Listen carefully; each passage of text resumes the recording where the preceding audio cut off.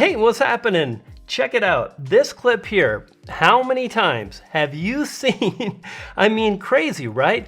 If you watch videos on getting views and growing a channel, I bet you've seen this clip numerous times. For me personally, I don't want to use it too often because part of standing out is figuring out how to create your own style, how to leverage media, B-roll, imagery, and more that nobody else is using. And if you go to the same stock sites as everybody else, well, it can be a problem. Now, to be fair, I have nothing against using B-roll, and I've used tons of it in the past, but there are some clips that get used a whole bunch, and I just don't want to use them anymore. And that's what I love about using AI today, is it gives me this unique ability to create images, videos, and more that stand out, that nobody has ever used before, and furthermore, nobody ever will because it's based on my thoughts and ideas. Now, sure, there'll be overlap, but the bottom line is we have so much more control when it comes to AI-generated content. And I love that I can get more done by leveraging AI.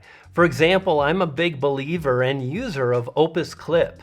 I love the fact that I can take my long-form video content or live streams, and this tool will automatically edit, caption, add B-roll, and more. Amazing! And all I have to do is click several buttons, upload the footage, and I'm good to go.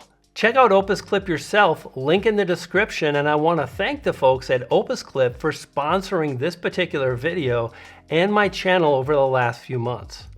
Fact is, even as more and more people jump on board with AI, you'll always be able to stay ahead of the curve, create content that separates your channel from others if you really apply a very specific strategy and you know what tools to use, and that's what I wanted to cover as we move forward. First off, you might be wondering, well, what's the best image generation tool? I've been using several, DALL-E 3 as well as Midjourney, and I've been playing around with Leonardo.ai, and it's still early days, but it looks really promising.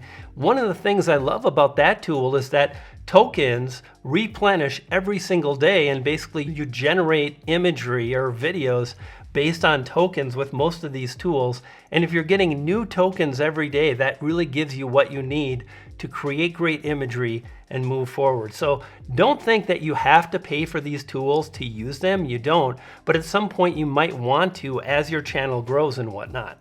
Now, for me personally, Midjourney's been great, but as I've been using ChatGPT 4 because I upgraded, I've got access to DALL-E 3, and I really love the animated imagery that I've been creating with it, and I think it looks better than Midjourney. But what's interesting is other people have said the exact opposite. I think it really depends on what you're trying to generate, and I'll go into specific prompting and more as we move forward. Now, the way to stand out with these tools is to be specific and think a little bit beyond create an image based on basketball, because that's going to be really common. Or for me, it might be create an image of a YouTuber in a studio. That'll become common as we move forward.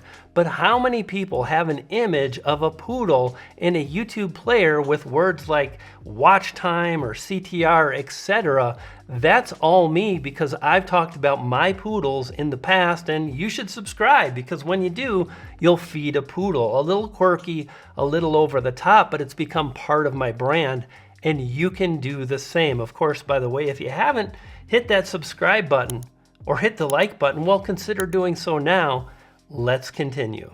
Now, if you do want to upgrade to a paid account and you're trying to ascertain, like, what's the best tool for me? What's going to give me the most value? Without question, I think the best way to go is to spend the $20 paid upgrade with OpenAI. Now, that'll give you access to GPT-4. Furthermore, you'll have the latest version to DALL-E 3. And on top of that, you've got access to all these custom GPTs that do really specific things. Some of these tools will break down and transcribe videos. You can have some of these tools look at imagery and it'll give you a detailed report back. And you have access to custom GPTs, which basically really fulfill specific needs based on a YouTube channel, analyzing a thumbnail, writing a script for your video, and so much more. So that's a great value, and I love the imagery I've been getting back from DALL-E 3, and some of the custom GPTs like Super Describe. In fact, most of the images that I've been generating are coming from Super Describe. Now, another really cool tool is Magnific, and I think a lot of people are using this wrong. I'll explain why as we move forward.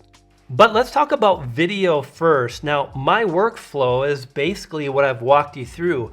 Generate an image first. You've got options. You can go straight to a tool like Kyber or Pika. You can enter a text prompt and generate video. But I found when I start off with an image first, I'm more likely to get video back that I really like. Now, there's a few hints and tricks that I've used along the way, and I explain exactly what those are in the video on the screen now. Really walks you through my generation workflow, prompting, Magnific, and so much more. Click on that video. When you do, you're gonna feed a poodle. I got 2 poodles and they're hungry. You dig?